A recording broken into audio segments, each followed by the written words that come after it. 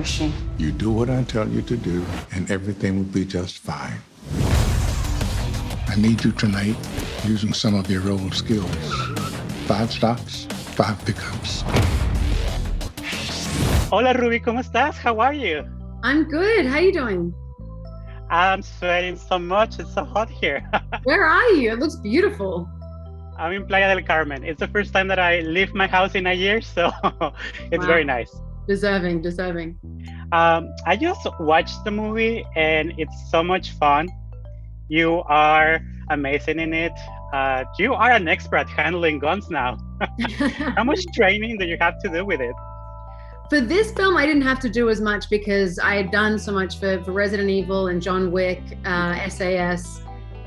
So I didn't need to do that much training with them for this, which was nice because I had so many other things that I was obviously working on at the same time as well.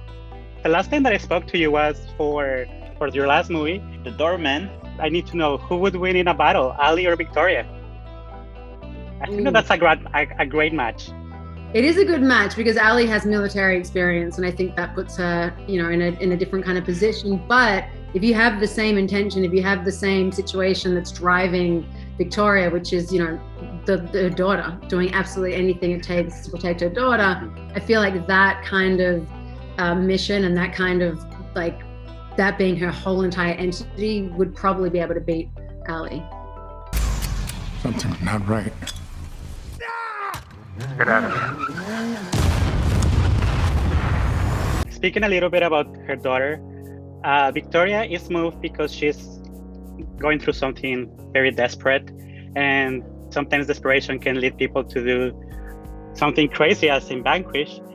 I was wondering if you have ever gone through a situation like that. I mean, not as extreme as that, but how did you resolve it, and how can you go forward, and how to deal with all those situations that are hard? Desperation and doing kind of wild things. I mean, it's been I don't know if I can't relate to this level of desperation, but I've been on the other side of it where my mom did everything and anything, to protect me when I was a child, and she was a single mom, much like the same character that I just played. So I drew from that a lot. I think I've definitely done, especially in my younger years, some pretty crazy stuff to protect friends. I was always that friend where, if someone treated you badly or your boyfriend, cheated on you or whatever, most people wouldn't even tell me because I would just go nuclear and want to be like, that's it, I'm going to call him and I'm going to, I don't think, I've been lucky enough to not be in that kind of position where, the character I just played had to be in. That's good. You're a good friend. And you are co-starring with Morgan Freeman, one of the greatest actors in the history of film. How was that? And what's the best advice he gave you?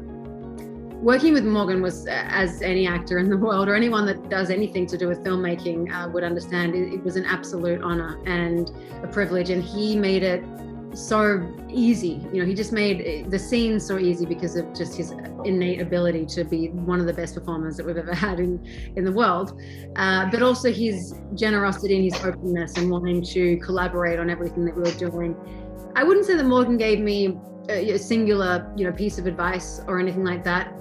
It was more just through seeing him and being around him and talking to him, and then obviously working with him, that I picked up on so many things that I really love and appreciate with him, and how he decided to play that character, and really interesting choices and so forth.